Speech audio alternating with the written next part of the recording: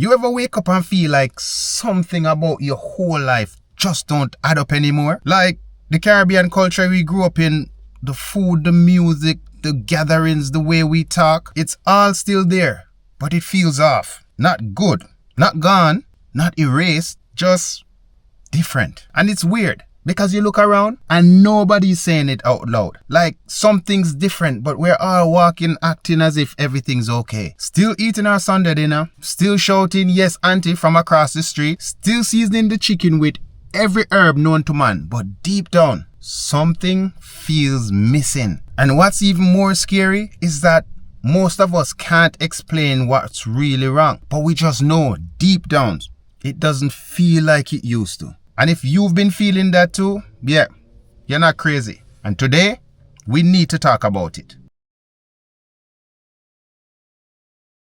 See, when you grew up Caribbean, there were certain rules that weren't written down, but you lived by them. You couldn't just walk past a big person without saying good morning. No, you couldn't leave food in the pot and expect it to be there when you come back. That was a rookie mistake. And you definitely couldn't tell your parents they were wrong, even when they were. Caribbean parents could argue that 2 plus 2 equals 5, and you had to agree, unless you wanted to taste the bottom of the slipper flying towards you with GPS accuracy. Let's put this to bed right now, because if you grew up Caribbean, you knew the slipper was more accurate than any guided missile. That thing could curve around the corner, hit you on the elbow, bounce off the fridge, and still hit you on the back of the head. And it wasn't even personal. It was just the system working. But now, it's like the rules are blurry. Kids talk back.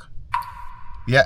People don't greet elders the same. Sunday dinner is not a ritual anymore. It's if I have time, I'll pass by thing now. And the scariest part is, we're starting to think it's normal. They told us the world was moving forward, right? That we had to get with the times. But don't get me wrong, I'm grateful for Wi-Fi. I'm grateful I don't have to go to the shop with a list written on brown paper for the market. But somewhere along the way, we traded togetherness for convenience. We traded community for speed. And now, we're losing the little things that made the Caribbean feel like home. Have you ever gone back to visit the yard where all the kids used to play and realized that it's fenced off or overgrown in bush? Or the auntie who used to give you tamarind balls, she moved away and nobody knows where she went? Or how the old men on the corner don't play domino anymore because they're all too busy scrolling on their phones? Yeah, that's what I'm talking about. It's not just nostalgia, it's a shift. And if we don't talk about it, we might not get the chance to bring it back. But let me tell you something funny. Caribbean people, we are the kings and queens of laughing through the madness. We'd be in the middle of a blackout, using candlelight to cook dumpling in a pot, and someone still finds the way to crack a joke. Kiki. So the stove is on strike too. I tell you, we joke about the licks we used to get like it was a badge of honor. You get belt? Psh,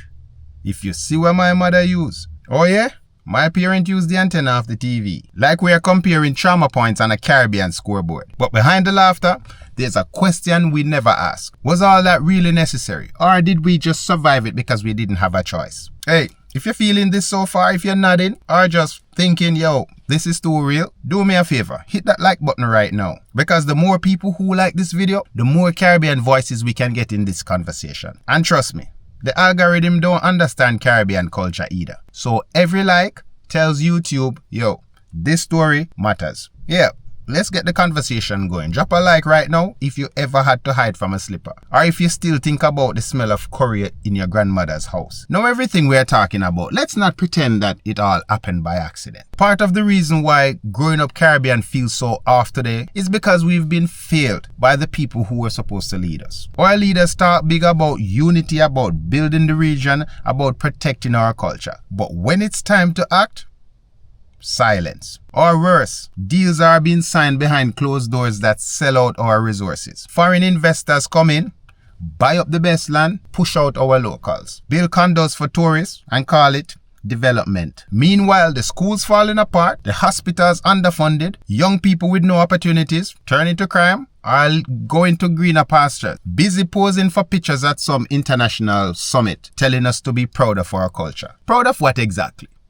Because if we're not careful, the only thing that will be left is a souvenir shop on the beach selling t-shirts that says I love the Caribbean. And that's not culture. That's just business. Nice. The sun's coming out. And while our leaders drop the ball, let's be real. We let outside influences flood our culture. Once upon a time, we had our own way of doing things. Our own style, our own vibe. Everything we do now feels like it's been filtered to a TikTok trend. Young people are more interested in American slang than their own dialect. We're copying what we see online. The fashion, the attitude, the music. And slowly, the Caribbean flavor gets watered down. It's like we're losing the essence of who we are. The respect, the community, the discipline, even the food changing. You ever see a TikTok recipe for Jamaican oxtail? You feel your blood pressure rise. It's like the world wants to borrow our culture, but not respect our roots. And too many of us are just letting it happen, not realizing that every trend we follow without question is another thread pulled loose from the fabric of who we are. But here's the hardest part. It's not just the leaders. It's not just the outside world.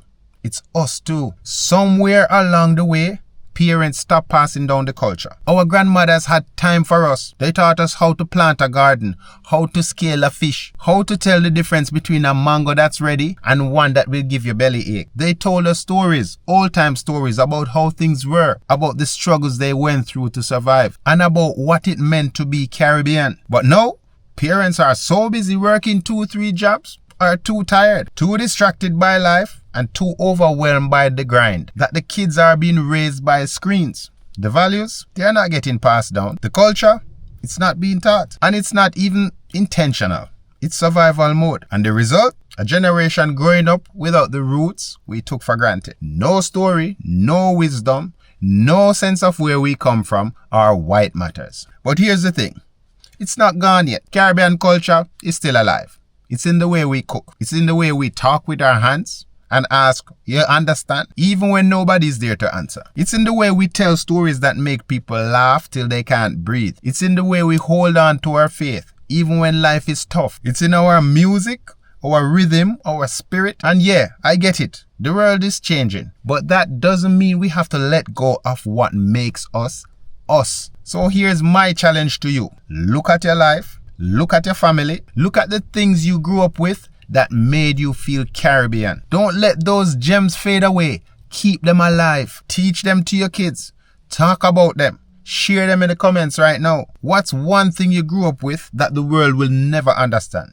Drop it below. And if you feel this video, if it hit home for you, hit that like button. Because the more people who sees this, the more we keep our culture alive. Because through everything, it's not just the destination, it's the journey.